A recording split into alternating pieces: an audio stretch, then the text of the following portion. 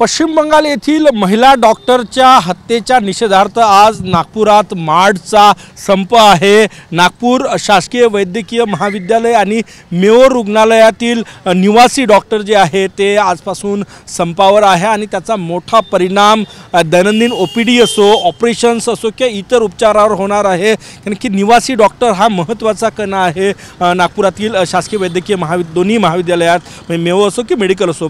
परंतु आजपासून मार्चचे डॉक्टर्स, निवासी डॉक्टर्स संपावर जाणार आहे आणि त्याचा फटका जो आहे तो ओपीडीला बसतो आहे। सिनियर डॉक्टरवर संपूर्ण ओपीडीचा डोलारा जो आहे तो या ठिकाणी आहे। नागपुरातील मेयो आणि मेडिकलमध्ये महाराष्ट्रच नाही तर मध्य प्रदेश, छत्तीसगड, वेगळ्या राज्यातून, तेलंगणातून रुग्ण येत असतात। परंतु आजपासून निवासी डॉक्टरांचा संप आहे।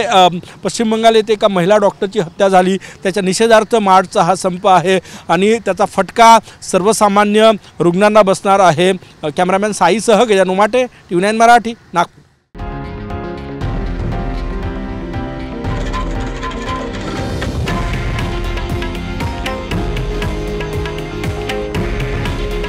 हे आहे देशातील नंबर 1 न्यूज नेटवर्क आणि आपण पाहत आहात TV9 मराठी।